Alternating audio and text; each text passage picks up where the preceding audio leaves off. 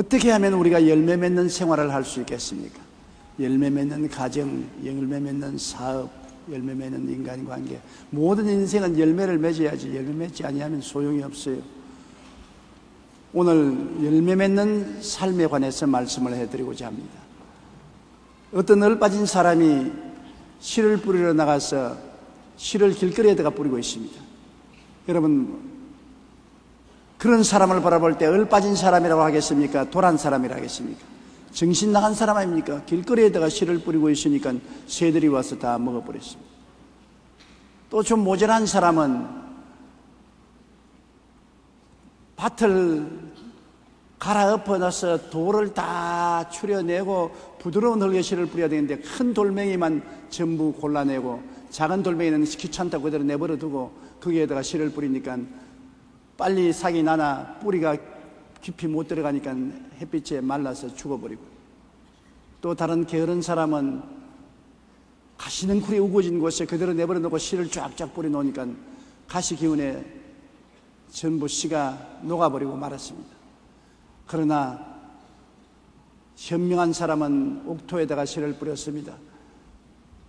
30배, 60배, 100배의 열매를 결실하여 행복한 삶을 살았었습니다.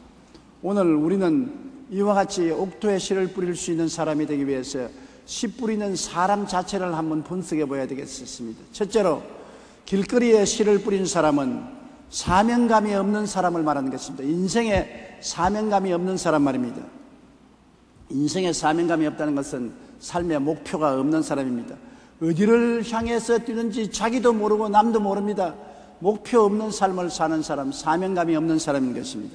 또 자기가 하는 일에 소명이 없습니다. 이 일을 위하여 나는 산다는 소명감이 있어야 되겠는데 자기 일에 대해서 아무런 소명감이 없는 사람입니다. 그리고 사명이 없는 사람은 끝까지 책임을 다하겠다는 의지가 없습니다. 하다가 어려우면 집어치워버리고 말지 뭐 하는 그런 사람. 사명감이 없는 사람은 무엇을 하더라도 길거리에 씨를 뿌리는 것과 같은 것입니다. 마태복음 13장 4절에 뿌릴 새들은 길가에 떨어지며 새들이 와서 먹어버렸다. 길거리에 씨를 뿌리면 새들이 와서 먹어버리고 아무 열매도 맺지 못하는 것입니다. 중세 어느 수도원에서 수련을 하던 많은 수련자들이 수도원을 떠나갔습니다. 친구들이 못 가라고 허리를 잡고 말리고 수도원을 계속해서 지켜야지 떠나면 어떻게 하느냐. 수도원 생활은 금욕주의 생활이고 고통이 많기 때문에 줄줄이 떠나갑니다. 그래서 한 수도사가 원장에게 자칭해서, 원장님, 제자들이 이렇게 수도원을 버리고 떠났는데 왜 수수방관하고 있습니까? 말려야죠. 원장이 가만히 있더니만 이런 이야기를 했습니다.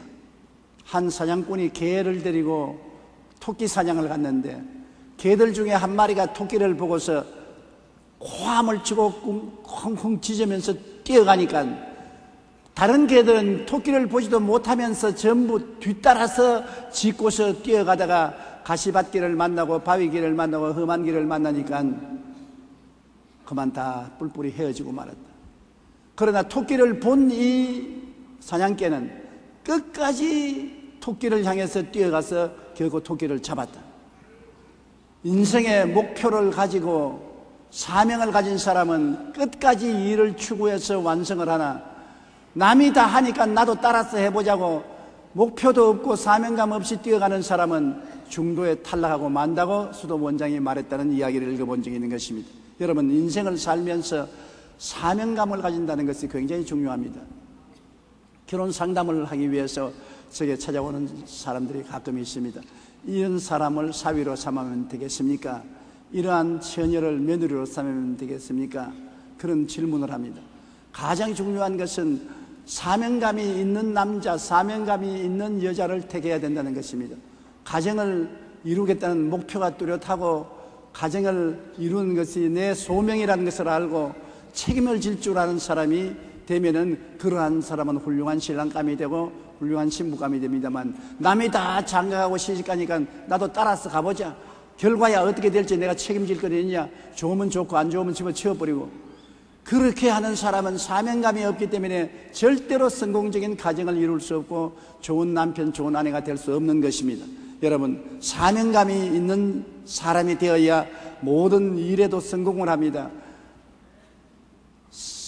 회사에 직원으로 들어가더라도 사명감이 있는 사람은 그 회사를 훌륭하게 키우는데 일조를 해야 되겠다는 목표를 가지고 자기 마음을 다하고 뜻을 다하고 정성을 다하여 충성스럽게 끝까지 책임지고 일을 하기 때문에 그 회사에 큰 도움이 되므로 어려운 일이 있어도 가문이 안 당합니다. 그러나 그저 월급이나 받아먹고 일을 하든지 말든지 적당히 지나가겠다고 생각하는 사람은 눈에 띄거든요.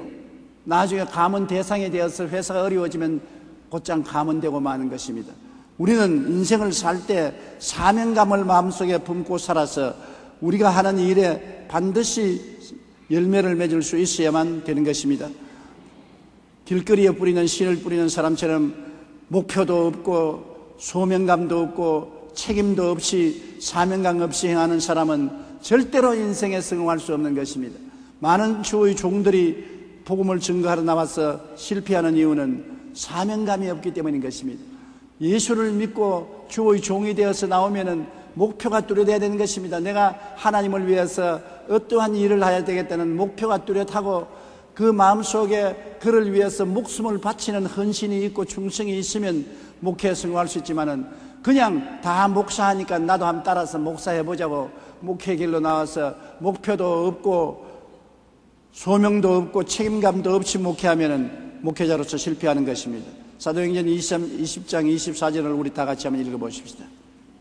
내가 달려갈 길과 주 예수께 받은 사명 곧 하나님의 은혜의 복음을 증언하는 일을 마치려 하면은 나의 생명조차 조금도 귀한 것으로 여기지 아니하노라. 이 사명감을 가진 바울 선생 말입니까? 달려갈 길을 분명히 압니다. 예수님을 전도하는 그 길을 분명히 알고 사명감이 뚜렷합니다. 그 사명감을 이루기 위해서는 목숨을 바쳐도 아깝지 않다는 그러한 헌신이 있습니다. 이러한 사람이 성공을 하는 것입니다. 바울 선생이 목회에 성공한 이유는 사명감이 투철했기 때문인 것입니다. 사명감이 투철한 회사원, 사명감이 투철한 사업가, 사명감이 투철한 남편과 아내, 이러한 사람들이 다 자기가 맡은 일에 훌륭한 성공을 가져올 수가 있는 것입니다. 두 번째는 충성심이 없는 사람이 씨를 뿌리면 아무것도 안 되는 것입니다. 마태복음 14장 5절로 6절에 보면 들어는 흙이 얕은 돌밭에 떨어짐에 흙이 깊지 아니하므로 곧 상이 나오나 해가 돋은 후에 타서 뿌리가 없으므로 말랐다. 참으로 농사를 지어서 곡식을 잘 수확하려고 하는 사람은 밭을 정비를 잘하지 않습니까? 제주도에 가니까 전부 밭 주위에 돌담을 쌓아놨어요. 왜 저 돌담이 저렇게 많으니까 제주도의 땅은 전부 돌로 되어 있어 그 돌을 치우기가 곤란하기 때문에 돌담을 쌓아놓았다는 것입니다. 그래도 돌담을 쌓아놓고 적은 돌, 큰 돌을 다 옮겨놓고 부드러운 흙에 씨를 뿌려서 곡식을 결실하게 만들고 있는 것입니다. 여러분, 흙이 좋아야 곡식을 심어서 열매를 맺을 수 있지 흙이 나쁜데 곡식을 심어서 열매를 맺지 못합니다. 그렇기 때문에 흙을 다 정비하기 위해서 굵은 돌, 잔돌을 다 집어치워야 되는데 충성심이 없는 사람은 될 대로 되어라 대가 눈에 보이는 큰 돌만 옮겨놓고 적은 돌은 그대로 내버려 놓고 씨를 뿌림으로 아무것도 안 되는 것입니다. 마음을 다하여 그 밭을 사랑하고 끝까지 돌보고 성실함으로 일을 해야 충성스러운 사람이 되는 것입니다. 우리 어릴 때 재미있는 일이 있었어요. 우리 집에 일꾼이 있었는데 일꾼이 상당히 기질이 강한 사람인데 아침에 일어나면 마당을 다 빗자루로 썰고 청소를 합니다. 그런데 언제나 눈에 보이는 곳은 청소를 잘하고 마루 밑이나 안 보이는 곳은 안 섭니다. 그래 하루는 할아버지가 불러서 꾸짖더라고. 야, 이 사람아, 눈에 보이는 데만 빗자리질을 하지 말고 눈에 안 보이는 마루 밑에나 구석도 썰으라고. 큰일만 하지 말고 잔일도 좀 관심을 가지고 하라고. 예, 어르신 알았습니다. 그 다음 날은 모습이 아침에 없어요. 그래 할아버지가 자네 어디 있냐 찾으니까 시골에는 여러분 장독간이 따로 있지 않습니까? 장독간 안에 들어가 있어요. 그 뭐하냐 그냥 어르신이 그 적은 일을 하라 그래서 새똥 줍고 있습니다. 큰 바구니 하나 가지고서 장독간에서 새똥 줍고 있어요. 반역 기질이 강한 사람입니다. 그래서 얼마 되지 않다가 목이 날아갔었습니다. 충성심이 있는 사람은 사람이 보아주든 안 보아주든 자기 맡은 일에 열심을 다하는 것입니다. 그리고 자기 맡은 일을 뛰어넘어서 더 일을 하게 되는 것입니다. 오른뺨을 치면은 왼뺨도 돌려대고, 송사에 겉옷을 달라 하면 속옷도 주고, 억지로 오리를 가자면 심리를 가는 것은 자기 의무를 초월해서 일을 하는 것을 말하는 것입니다. 이런 충성스러운 마음을 가진 사람이 큰 일을 하게 되는 것입니다. 큰 일만 하지 말고 적은 일도 다 충성스럽게 해야 되는 것입니다. 마음을 다하여 자기 하는 일을 사랑하고 끝까지 돌보고 성실하게 일을 하는 사람이 승리하게 되는 것입니다. 여러분, 대학에서 경영학을 전공하고 백화점에 입사 시험을 친 두 청년이 있었습니다. 대학에서 경영학을 전공했으니 청문회 꿈을 품고 회사에 들어가서 경영에 일을 해야 되겠다고 많은 사람을 물리치고 합격을 했는데, 회사에서 처음 시키는 일이 뭐냐면 엘리베이터에 손님 안내하는 역을 시켰었습니다. 대학을 졸업해서 엘리베이터에 손님들 타고 내리는 것을 돌보는 엘리베이터 매너를 만들어 놓으니까 한 사람은 사람을 대접을 해도 이렇게 나쁘게 대접할 수 있냐고 욕을 하고 나가버렸었습니다. 그런데 다른 사람은 엘리베이터에 손님 안내 역을 맡아서도 충성스럽게 엘리베이터에 손님을 모시고 또 내리게 하면서 손님들이 하는 이야기를 들었었습니다.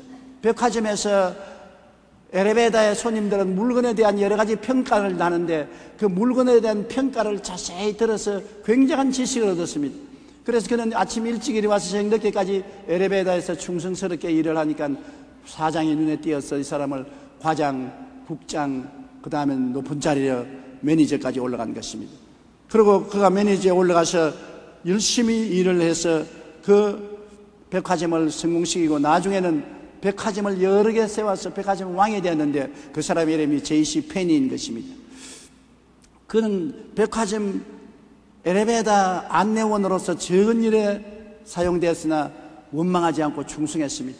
누가 알아주든 못 알아주든 자기가 맡은 일에 충성을 다하니까 곧장 눈에 띄지요. 그러므로 적은 일에 충성하면 큰 일이 맺겨지게 되는 것입니다. 적은 일이라고 열심히 하지 않고 불평하면 큰 일도 못하는 것입니다. 고린도전서 4장 2절에 이런 말이 있습니다. 맡은 자들에게 구할 것은 충성이라고 말한 것입니다. 자기가 맡았으면 적고 큰 일 할 것 없이 끝까지 열심을 다하는지 아는지 그것을 알아봐야 된다는 것입니다. 마태복음 25장 21절 다 같이 한번 읽어보십시다. 그 주인이 이르되 잘하였도다 착하고 충성된 종아, 내가 적은 일에 충성하였음에 내가 많은 것을 내게 맡기리니 내 주인의 즐거움에 참여할지어다 하고, 여기에 보십시오. 주님께서도 말하기를 적은 일에 충성을 하면 많은 일을 맡기게 되고 주인의 즐거움에 참여하게 한다는 것입니다. 적은 일을 맡겼다고, 하찮은 일을 맡겼다고 불평을 하고 원망을 하고 충성을 다하지 아니하면 큰 일도 맡겨도 똑같이 못하게 되는 것입니다. 충성스러운 마음을 가진 사람은 밭에 씨를 뿌릴 때 큰 돌만 옮겨놓는 것이 아니라 작은 돌도 다 옮겨놓고 흙을 부드럽게 만들어서 씨를 뿌리는 사람이 충성스러운 사람인 것입니다. 이 세상에 오늘날 충성스러운 사람이 굉장히 부족한 때인 것입니다. 사람 눈에 띄면 열심히 일하고 눈에 띄지 않으면 게으름을 피우고 적은 일이라고 무시하고 멸시하고 천한 일이라고 안 하고 이렇게 함으로써 나라 경제가 발전되지 않습니다. 오늘날 어떤 큰 회사 노조들은 보니까 월급은 많이 받으면서 일은 자꾸 적게 하려는 것입니다. 일을 적게 하면 결국 회사가 망하게 되고 망하게 되면 월급도 못 받게 되는 것입니다. 회사가 흥하게 되면 돈을 많이 벌게 되고 많이 벌게 되면 돌아오는 월급도 많아질 수 있게 되는 것입니다. 자기 맡은 일에 충성을 다하면 결국 그것이 자기에게 30배, 60배, 100배로 돌아오게 되는데 충성은 다하지 않고 수입만 올리려고 하면 어리석은 자가 되고 마는 것입니다. 그렇기 때문에 주님께서는 씨 뿌리는 자가 씨를 뿌려서 거두기 위해서는 충성스러워야 된다고 말하고 있는 것입니다. 셋째로 결실하는 사람은 헌신하는 사람이 되어야 된다는 것입니다. 마태복음 13장 7절에 들으는 가시 떨기 위해 떨어짐에 가시가 자라서 기운을 막았다고 하는 것입니다. 헌신이라는 것은 희생적으로 노력하는 것을 말하고 전신전력을 다하는 것을 말하고 끝까지 견디는 것을 말합니다. 탐욕이 무성해가지고서 게을러 빠져서 일은 안 하면서 열매는 거두려고 하기 때문에 안 되는 것입니다. 가시밭이 우거지도록 내버려 놓고 그 가시를 베고 뿌리를 뽑는 것이 싫어서 그곳에다가 씨를 뿌리는 것입니다. 이것은 헌신이 없는 사람을 말하는 것입니다. 헌신하지 않고 열매를 거둘 수 있는 일은 없는 것입니다. 가정도 부부간에 헌신을 해서 돌보아야 가정이 행복하게 되는 것이고, 사업도 사장이나 사원들이 다 헌신하고 희생을 해야 회사가 잘 되는 것이고, 나라도 국민들이 국가와 민족을 위해서 헌신하고 희생해야 나라가 잘 되는 것입니다. 그냥 가만히 내버려 놓고 일이 잘 된다고 생각하면 굉장히 오해를 하는 것입니다. 윌리엄 캐리라는 사람은 1793년 영국에서 인도로 선교사로 건너갔는데 가자마자 5살밖에 안 되는 아들을 잃어버렸었습니다. 그 충격으로 그 아내는 정신병자가 되었었습니다. 그래도 그는 굴하지 아니하고 인도에서 복음을 전가한 후 7년이 지난 후에야 비로소 한 사람 예수교로 인도했었습니다. 그리고 그 이후에 40년 동안 휴가 없이 열심으로 복음을 전거했기 때문에 인도에 오늘날 그리스도의 복음이 전파될 수 있게 된 것입니다. 아도니람 저더슨은 미국의 제1호 해외 선교사로서 1814년에 미얀마로 갔습니다. 그곳에서 6살 된 아들을 잃어버리고 1년 반 동안에 감옥에 갇혀서 고생했으며 아내는 열병으로 죽었습니다. 그래도 정신적인 쇠약으로 고생하면서도 미얀마 복음화를 위하여 그 사명과 열정은 식지 않아서 5년 동안에 비로소 한 사람 예수교로 인도하는 성과를 얻은 것입니다. 보십시오. 열매를 거둔 데는 희생이 있어야 되지 희생 없이 열매는 못 거둡니다. 로버트 모리슨은 중국으로 파송된 첫 개신교 선교사입니다. 중국에 도착한 그는 아내를 잃었고 그 후에 7년간의 노력 끝에 첫 회심자를 얻었습니다. 그는 중단 없이 복음 전도를 위하여 사역을 계속하여 중국을 복음화하는 데 큰 기여를 했습니다. 오늘날 자기 희생 없이 열매를 거둘 수 없습니다. 게을러 빠져서 있으면서 우연히 열매를 거둔다는 것은 그것은 웃기는 소리인 것입니다. 그렇기 때문에 하나님께서 주신 사명이 생명보다 소중함으로 수많은 어려움에도 굴하지 않고 계속 전진해야 되는 것입니다. 그 결과로 오늘날 훌륭한 사업도 쓰게 되고 교회도 쓰게 되고 하늘나라도 왕성하게 되는 것입니다. 로마서 12장 1절로 11절 있는 말씀을 우리 한번 읽어보십시다. 형제들아, 내가 하나님의 모든 자비하심으로 너희를 권하노니 너희 몸을 하나님이 기뻐하시는 거룩한 산 제물로 드리라. 이는 너희가 드릴 영적 예배니라. 부지런하여 게으르지 말고 열심을 품고 주를 섬겨라. 하나님이 기뻐하시는 제물로 내놓아야, 희생을 해야 복이 오지, 희생의 제물이 없는 곳에 영광의 은총도 임하지 아니하는 것입니다. 요한복음 12장 24절에 하늘의 밀이 땅에 떨어져 죽지 아니하면 하늘 그대로 있고 죽으면 많은 열매를 맺느니라. 우리 주 예수께서 우리 인생들을 구원하기 위해서 이 땅에 오셔서 자기 몸을 죽였지 않습니까? 하늘 보좌를 버리고 영광을 떠나서 인간의 어린 아기로 태어나서 30년 동안 인간으로서의 모든 고통을 다 당하면서 살았고 30년의 헌신해서 3년 동안 복음을 전거하고 나중에 우리 죄를 대신 짊어지고 십자가에 몸짓고 피 흘려 죽으셔서 우리 죄를 청산했습니다. 여러분, 우리의 죄가 얼마나 크기 때문에 우리의 힘으로는 우리 죄값을 갚을 수가 없어요. 한 임금님이 자기 신하를 불러서 빚을 갚으라 했는데 빚이 너무 많아서 임금님에게 빚을 갚을 도리가 없으니까 임금님이 명령을 하기를 처자를 다 팔아서 빚을 갚으라. 그래서 이 사람이 자기는 처자를 다 팔고 자기를 팔아도 빚을 못 갚을 만치 빚을 졌기 때문에 임금님께 엎드려서 사죄를 하고 용서해달라고 하니 임금님이 불쌍히 여겨서 그 죄를 탕감해 주었었습니다. 그런데 죄를 탕감받고 어허하고 춤을 추며 나가다가 자기 친구를 만나는데 조그마한 빚을 지고 못 가는 친구를 멱살을 잡고 이놈아 빚 갚으라. 내가 시간만 주면 갚겠다. 그러니까 무슨 잔소리냐, 당장 갚으라. 당장은 갚을 돈이 없다니까 그를 감옥에 가져왔었습니다. 이를 본 다른 사람들이 임금님이 가서 임금님이 용서해 준 그 사람이 자기 친구의 적은 빚을 안 갚는다고 감옥에 가두었습니다. 임금님이 대노해서 불러서 너가 큰 빚을 갚아주었는데 그를 감사하게 생각하고 적은 빚진 친구의 빚을 용서하지 아니하고 감옥에 가두었다니 이놈을 잡아다가 감옥에 가두어서 빚을 다 갚을 때까지 그곳에 두라. 그렇게 명령했습니다. 여러분, 자기 빚을 못 갚는 사람은 감옥에 갇혔으니 일도 못하니까 빚을 갚을 도리가 없고 빚은 자꾸 이자에 이자가 되니까 감옥에 얼마 동안 있어야 되냐? 영원히 감옥에 있어야 된다는 것입니다. 이 빚이 뭐냐? 죄값을 말하는 것입니다. 우리 죄값으로 하나님께서는 죄값을 청산하라고 하는데 우리 힘으로 죄값을 청산할 수 없어요. 죄값은 사망인데 우리가 청산 못합니다. 하나님이 탕감을 해주기를 원하시는데 우리가 하나님이 탕감을 받고 다른 사람의 죄의 빚을 용서해주고 다른 사람을 도와주지 아니하고 더 악하게 행하면 하나님이 우리의 죄의 빚을 갚으라고 말하면 우리의 죄의 빚을 우리가 못 갚으니까 죄가 죄를 낳고 죄가 죄를 낳고 죄가 죄를 낳고 영원히 죄를 갚지 못하고 지옥불에 탈 수밖에 없습니다. 우리의 죄는 갚을 수 없는 빚과 같은 것입니다. 의자에 이자를 물고 이자에 이자를 무는 것처럼 죄가 죄를 낳고 죄가 죄를 낳아서 우리 힘으로 죄를 청산할 수가 없어 한 사람도 자기 죄의 빚을 청산하고 구원받을 사람이 없습니다. 그렇기 때문에 죄의 빚을 갚아줄 자가 오신 것입니다. 천지와 만물을 지으시고 우리를 지으신 하나님의 아들 예수님이 사람으로 오셔서 우리 죄를 대신 짊어지고 몸짓고 피 흘려 죽음으로 죄값을 청산하는 것입니다. 그것을 볼 때 우리 죄가 얼마나 엄청난 것을 알 수 있잖아요. 우리를 구원하기 위해서 하나님의 자녀로 만들기 위해서 하나님의 아들이 희생하지 않고는 구원이 있을 수가 없다는 것입니다. 오늘날 적당히 천당 갈 줄 생각하는 사람은 말도 안 되는 소리인 것입니다. 우리의 의로운 행위로 구원받을 수 없습니다. 울어도 못하고 힘쓰도 못하고 애쓰도 못합니다. 예수님이 우리 위해서 몸짓고 피 흘려 청산해 주신 그 은혜를 믿음으로 구원받을 수 있는 것입니다. 믿으면 하겠네. 주 예수를 믿어서 하신 일을 힘입어 주님께 나가면 영원 삶을 얻을 수가 있는 것입니다.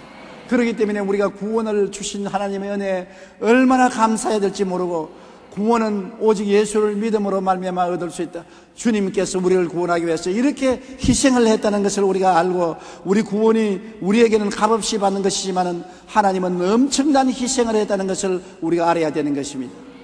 넷째로 마태복음 13장 8절에 들어는 좋은 땅에 떨어지며 어떤 것은 100배 어떤 것은 60배 어떤 것은 30배 결실을 맺었느니라.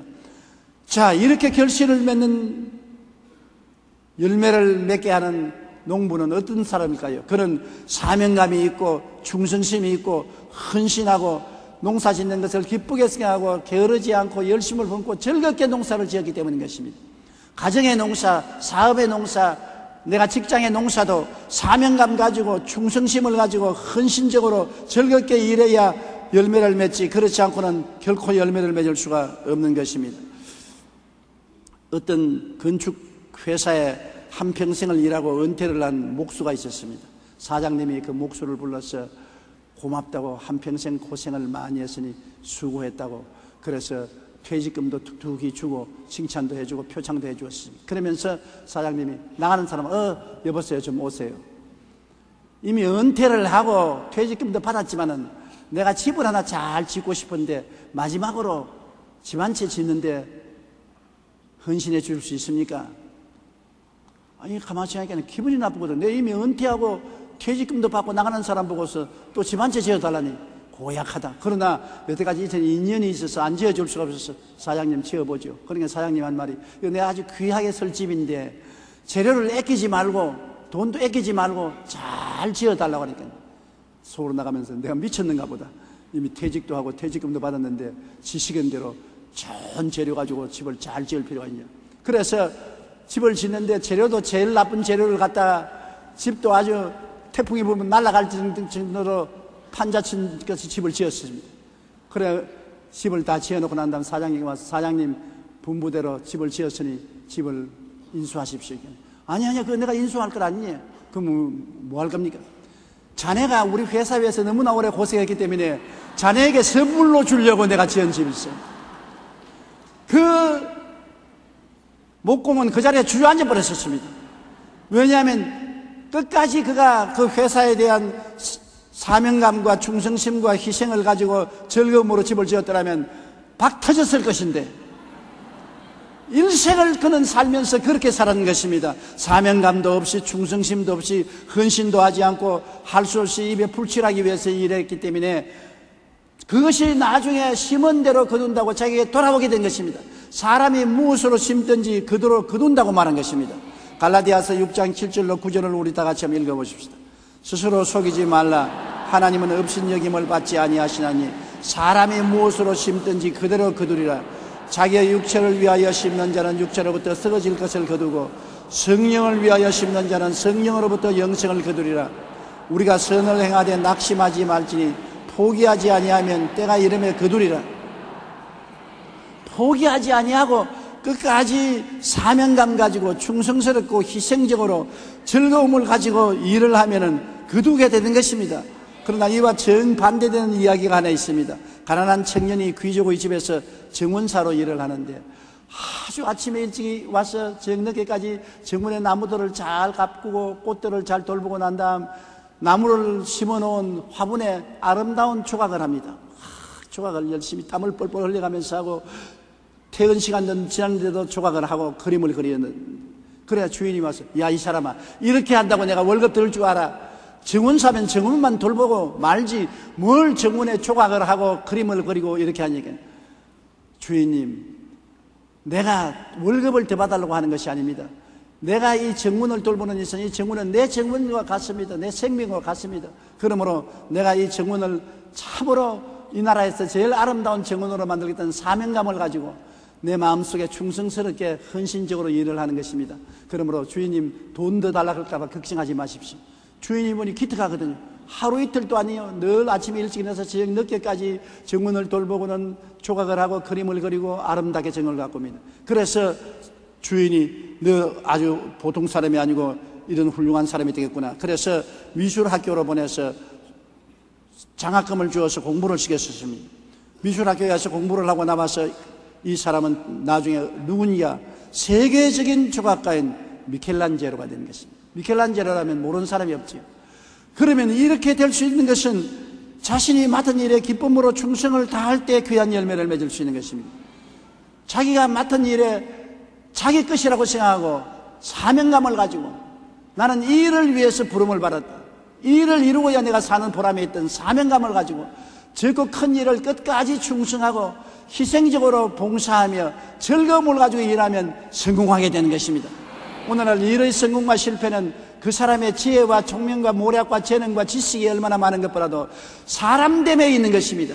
사람이 되면 언제나 충성스러운 일꾼으로 좋은 결과를 맺을 수 있는 것입니다. 우리가 언제나 우리 가슴 속에 손을 얹고 생각해 볼 것은 내가 정말 사명감을 가지고 이 일을 하고 있느냐, 내가 충성스럽게 이 일을 돌보고 있느냐, 희생을 감내하고 하고 있느냐, 기쁨으로 하고 있느냐, 이 일에 대해서 대답할 수 있으면 이 사람은 좋은 농부로서 그가 뿌리는 씨앗은 열매를 맺고 큰 성과를 거둘 수 있게 되는 것입니다. 삶의 어떤 분야든지 열매 맺기 위해서는 반드시 자기가 맡은 일에 사명감과 충성심과 헌신과 즐거움이 있어야만 열매를 맺게 되는 것입니다. 이런 성품이 없으면 아무리 대학을 졸업하고 재주가 있고 기술이 있고 능력이 있어도 소용이 없습니다. 사람이 돼야지. 사람이 되지 않고는 직장인도 되지 않고 정치인도 될 수 없고 교역자도 될 수 없는 것입니다. 그러므로 여러분, 사람을 볼 때 언제나 사명감과 충성심과 헌신과 마음의 기쁨을 가지고 긍정적으로 일을 하느냐인지 살펴보고 그러한 사람을 얻으면 천금을 얻은 것보다 낫습니다. 이러한 사람들이 모이면 모든 일을 성공적으로 이룰 수가 있게 되는 것입니다. 우리 하나님께서 찾으시는 하나님의 백성들도 이러한 분인 것입니다. 예수를 믿고 하나님을 섬기는 것이 내 사명인 줄 알아야 되는 것입니다. 내가 예수를 믿고 하나님을 섬기기 위해서 이 땅에 태어났다고 생각해야 되는 것입니다. 만일 이 일을 하지 않으면 내가 태어난 목적이 없다는 것을 생각하고 내 삶의 근본적인 목적이 주님을 섬기고 하나님을 영화롭게 하는 것이 나의 삶의 최고의 목적이요 나의 부르심이라는 것을 가지고 우리가 예수를 믿어야 되고, 우리는 예수를 믿을 때 충성스럽게 믿어야 되는 것은 사람이 볼 때 잘 믿고 사람이 안 볼 때 안 믿는 사람 되지 말고, 사람이 없을 때도 기도하고 있을 때도 기도하고 없을 때도 성경 읽고 있을 때도 성경 읽고, 사람이 보는 데만 전도하지 말고 사람이 안 봐도 전도하고, 사람이 보는 데만 헌금하지 말고 사람이 안 봐도 헌금하고, 끝까지 크고 적은 일에 충성을 다하는 성도들이 되어야 될 것입니다. 그리고 헌신해야 돼요. 내게 손해가 오더라도, 내게 고생스럽더라도 희생을 하고 시간 내고 물질 내고 몸들여서 주님을 섬겨야 되고, 하나님 앞에 늘 마음의 기쁨을 가지고 찬미하고 감사하며 나가면 하나님이 그러한 사람을 들어서 이 세상에서 복을 줄 뿐 아니라 천당까지 맡기는 것입니다. 적은 일에 충성한 자는 큰 일도 맡겨주는 것입니다. 그래야 주님께서 30배, 60배, 100배의 열매를 맺는 귀한 역사를 우리 통해서 나타낼 수가 있는 것입니다. 우리 고개 숙여 기도드리겠습니다. 사랑이 많으신 우리 아버지 하나님, 우리가 주님의 태감을 받고 주님의 예정을 입어서 하늘나라 백성이 되었는데 우리 하늘나라에서 사명감을 갖고 하나님께 충성을 다하여 섬기고 헌신하여 희생적으로 봉사하며 마음의 긍정적인 기쁨을 가지고 주님 앞에 생활하게 도와주시옵소서. 우리가 무엇을 하든지 사명감과 충성심과 헌신과 긍정적인 즐거움을 잊지 않고 하여 열매를 맺는 우리들이 다 되게 도와주시옵소서. 예수님 이름으로 기도드리옵나이다. 아멘. 잠시 동안 고개 숙이시기 바랍니다. 여러분 가운데 아직 예수를 믿지 않은 사람은 예수님께서 여러분을 구원하기 위해서 하나님 앞에 사명을 받고 하나님 앞에 충성스러운 마음으로 자기 몸을 산 제물로 드려서 기쁘게 죽으심으로 우리를 구원하신 것입니다. 이 예수를 믿으면 구원받습니다. 오늘 주님 믿지 않은 사람은 반드시 예수를 구주로 모시고 값없이 선물로 주는 이 구원을 받아서 하나님 앞에 서게 되기를 바랍니다. 나는 아직 예수 믿지 않아요. 타락했어요. 구원받지 못했어요. 나도 예수 믿고 구원받기를 하니 나를 위해서 기도해 주십시오 하시면은 대강당 텔레비전 지교회 지성전 TV 앞에서 인터넷 앞에서 일어나 주시기 바랍니다. 일어나서 예수 그리스도를 구주로 고백하면 오늘 여러분 속에 예수님이 들어와서 여러분의 죄악으로 썩은 인생을 새롭게 부활로 새 생명으로 채워주시는 것입니다. 여러분 일어나서 결단을 내리시기 바랍니다. 일어나신 여러분은 이 기도를 소리내어 따라하십시오. 사랑하신 하나님, 저는 죄인입니다. 어디에서 와서 왜 살며 어디로 가는지 알지 못하고 방황하며 지냈습니다. 오늘 하나님의 부르심을 받고 믿음으로 일어났습니다. 예수님의 십자가 보혈로 우리 죄를 용서하여 주시옵소서. 저를 위하여 죽으시고 저를 위하여 부활하신 예수님을 제 구주로 모셔드립니다. 지금부터 영원토록 주님과 함께 살겠습니다. 하나님은 내 아버지가 되셨습니다. 예수님은 나의 구주가 되셨습니다. 저는 하나님의 자녀가 되었습니다. 저를 구원해 주시니 감사합니다. 예수님 이름으로 기도드리옵나이다. 아멘. 주님의 이름으로 환영합니다. 여러분은 하나님의 자녀가 되었습니다. 결심 카드를 적어서 연보함에 넣어주시고 예배가 필요한 후에 환영회에 꼭 출석해 주시기 바랍니다. 성도 여러분, 오늘은 예수님의 깨어진 몸과 흘리신 피를 먹고 마시는 날인 것입니다. 예수님이야말로 이 세상에 여러분을 구원하기 위해서 하나님의 사명을 갖고 오셨습니다. 그리고 죽기까지 충성했습니다. 그는 아무것도 아끼지 않고 피와 물을 다 흘렸었습니다. 헌신했습니다.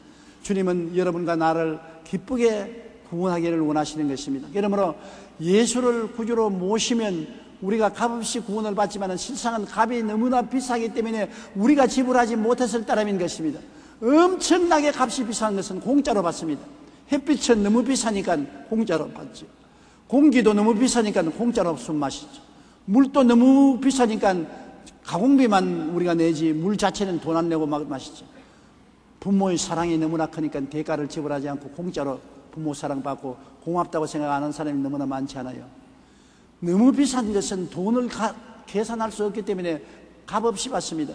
예수님은 하나님의 아들인 것입니다. 하나님이신 것입니다. 우주를 지으신 분인 것입니다. 그분이 몸을 찢고 피를 흘린 것은 너무나 값이 비쌉니다. 도저히 대가를 지불할 수 없기 때문에 공짜로 받습니다. 그러나 공짜로 받을 때 마음에 감사할 줄 알아야 되는 것입니다. 햇빛을 보고 감사하고 공기를 보고 감사하고 물을 마실 때 감사하고 부모의 사랑에 대해서 감사할 줄 알아야 되는 것처럼 예수님의 사랑에 감사하고 감격하며 이 성찬을 받아들여야 되는 것입니다. 우리는 예수 그리스도의 피와 살을 통해서 값없이 구원을 받아 죄악의 지옥불에서 타지 않고 영원한 천국 낙원에 들어가서 살게 되었으니 얼마나 희망차고 좋은 것입니까? 절망에서 소망으로, 죽음에서 생명으로, 고통에서 영원한 희락으로 건짐을 받았으니 얼마나 좋은 일인 것입니까?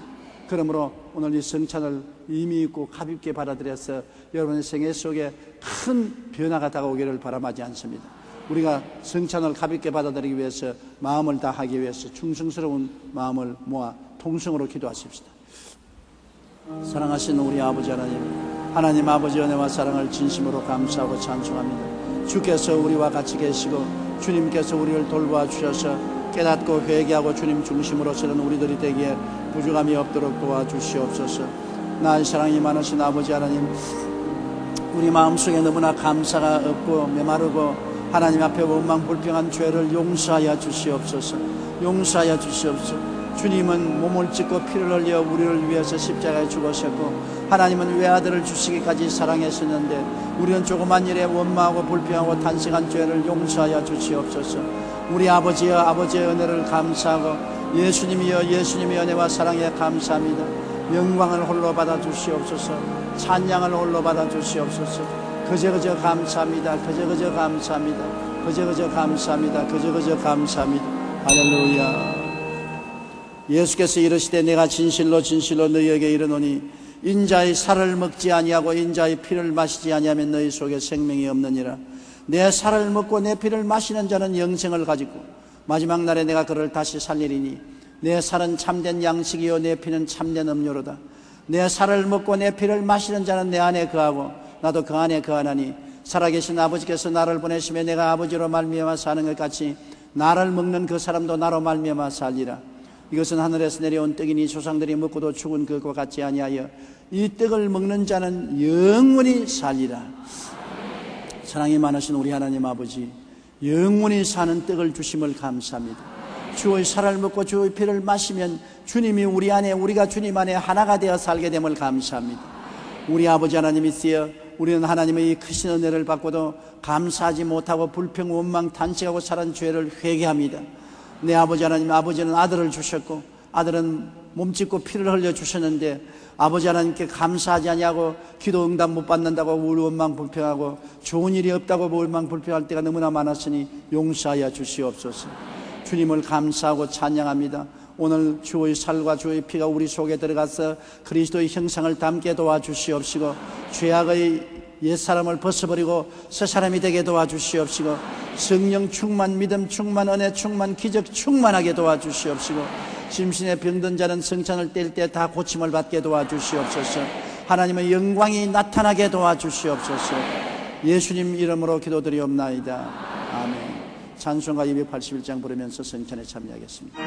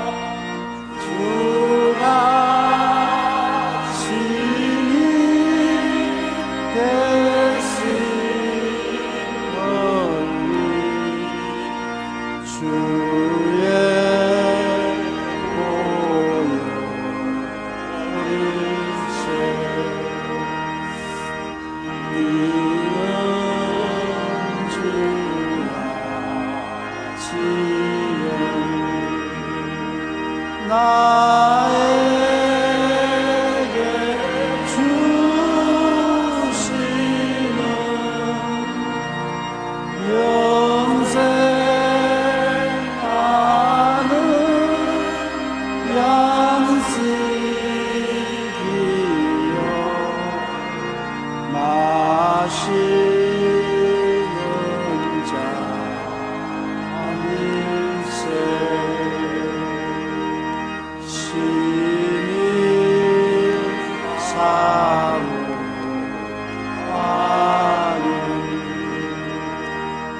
떠나셨던 주님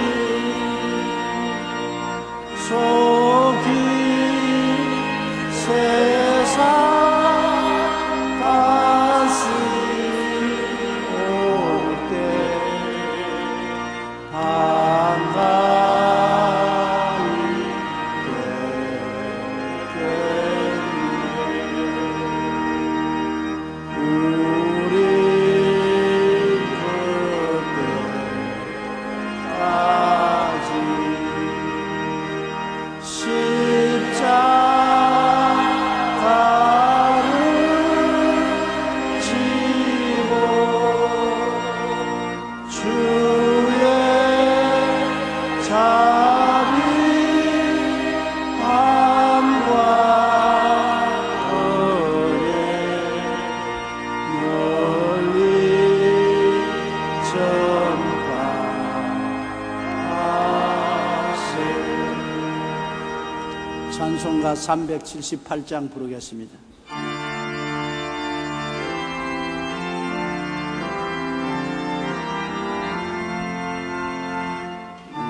이전에 주님을 내가 몰라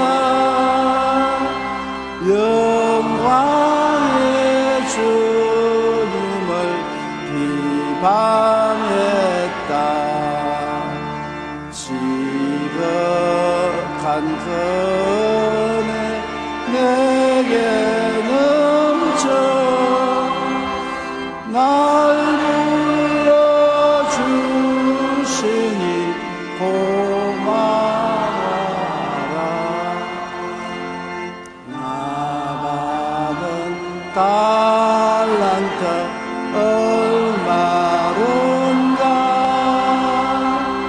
나 임서 그것을 남기어서 갑절로 주님께 같이 오면 충성된 종이라 상 주시리.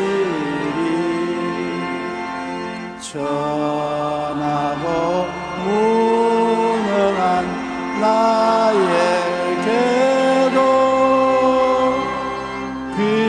귀중한 직분을 맡기셨다.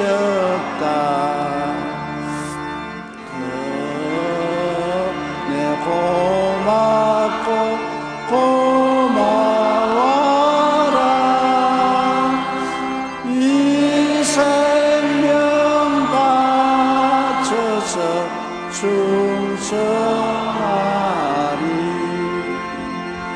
내 아는 일들이 하도 적어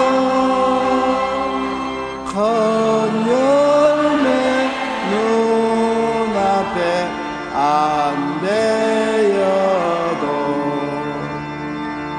주님께 죽도록 충성하면 생명의 멸류관 얻으리라. 몸이 아프시면 아픈 데 손 얹으시기 바라고, 문제를 가지시면 가슴에 손 얹으시기 바랍니다. 전능하신 우리 하나님 아버지, 우리는 다 죄를 짓고 불의하고 추악하고 버림을 받아야 마땅한 인생들이지만 예수 그리스도 십자가를 의지하고 하나님께 나왔습니다. 죄인 오라 하실 때 주님 앞에 나왔사오니 주님의 보혈의 능력으로 용서하시고 의롭다함을 선물로 주신 것을 감사합니다. 아버지 하나님, 썩은 인생을 부활로 새롭게 만들어 주심을 감사합니다. 이제 주의 백성이 되고 주의 자녀가 되었사오니 하나님 앞에 간구하고 간구합니다. 하나님의 오른손의 능력을 베풀어서 안수하여 주시옵시고 우리의 아픈 것을 치료하여 주시옵소서. 기적을 베풀어 주시옵소서. 예수 이름으로 역사하여 주시옵소서.